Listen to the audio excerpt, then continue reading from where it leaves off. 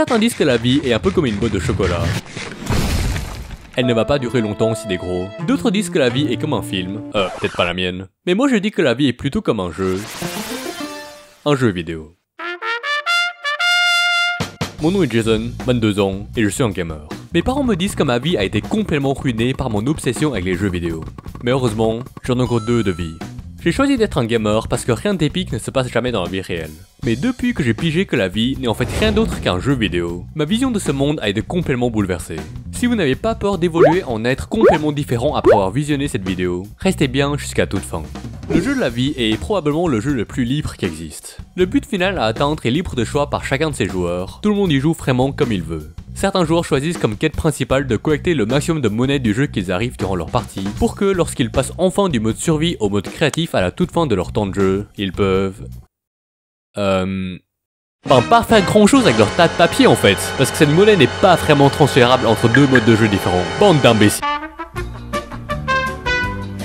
D'autres joueurs moins cons préfèrent maximiser certains arbres de compétences en parallèle avec leur part d'amour et d'amitié, ou simplement juste prendre plaisir au jeu en lui-même et à toutes les possibilités que ce dernier offre. Une partie du jeu de la vie pour tous les joueurs commence au niveau 0 lors de la création du personnage. Une fois ton personnage créé de façon complètement aléatoire, malheureusement pour moi, la progression suivante est un tutoriel qui va durer 25 niveaux environ pour apprendre aux joueurs débutants les skills nécessaires pour le vrai gameplay qui commencera après le succès diplôme universitaire.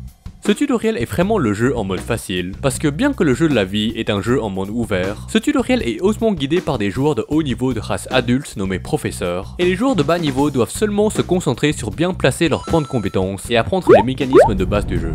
La plupart des joueurs de haut niveau que j'ai rencontrés me disent que ce tutoriel est la partie la plus fun de ce jeu de la vie, surtout le chapitre université. Mais pour moi et pour tous les joueurs qui regardent cette vidéo qui sont toujours au tutoriel, genre toi là devant ton écran, on est d'accord que ces satanés de développeurs ont décidé de faire un crossover avec Plague.inc depuis plus que 2 ans, ce qui a complètement ruiné l'expérience de ce dernier chapitre du tutoriel.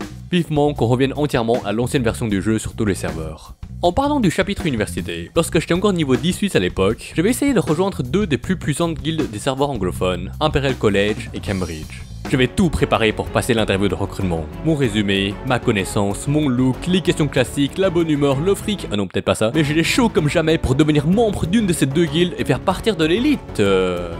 Pour me faire recaler en seulement 10 minutes d'interview parce que je ne savais pas comment démontrer ce machin.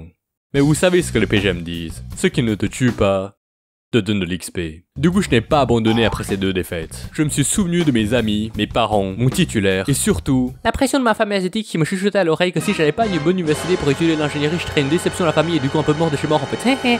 Et du coup j'ai finalement réussi à rentrer dans l'une des meilleures guildes des serveurs francophones, le PFL. Et maintenant je l'ai quitté en plein milieu pour faire des vidéos YouTube. Je me demande vraiment parfois si je me fatiguerais pas pour rien. Mais pour les joueurs normaux qui ne quittent pas le tutoriel en plein milieu, sachez que bien que ce chapitre de l'université est le plus fun chapitre du tutoriel, c'en est également le plus dur.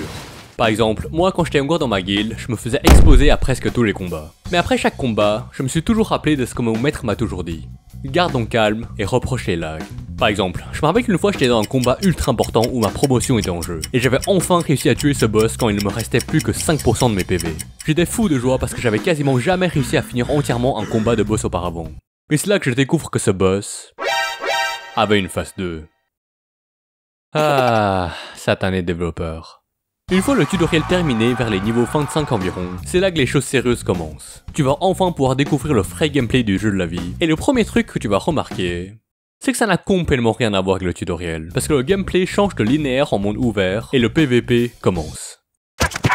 Tu te rends compte que savoir que la dérivée de x carré en 0 vaut 0 ne sert pas vraiment à grand chose pour les quêtes, et que t'as en fait pas d'autre choix que d'apprendre par la pratique.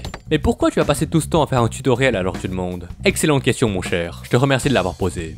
L'un des plus gros focus pour la plupart des joueurs après le tutoriel est de générer de la monnaie du jeu pour garder ton abonnement, parce que sans ce dernier, ton temps de jeu s'arrête et c'est game over. Une fois dépassé les niveaux 70 vers le endgame, la plupart des joueurs entrent dans un autre mode de jeu appelé la retraite, où ils essaient de débloquer des succès qu'ils n'ont pas réussi à débloquer à un niveau moins élevé, parce qu'ils étaient trop concentrés à accumuler des kamas. Malheureusement, ceci étant dit, la plupart des joueurs se rendent juste compte qu'ils ont trop de bugs dans leur personnage pour faire quoi qu'il en soit. Mais j'ai récemment entendu parler d'un pack extension appelé le Metaverse qui est en cours de développement. C'est peut-être l'espoir pour les futurs joueurs de haut niveau. Mais quoi qu'il en soit, ne l'oubliez surtout pas. Les gamers ne meurent jamais. Ils respawnent.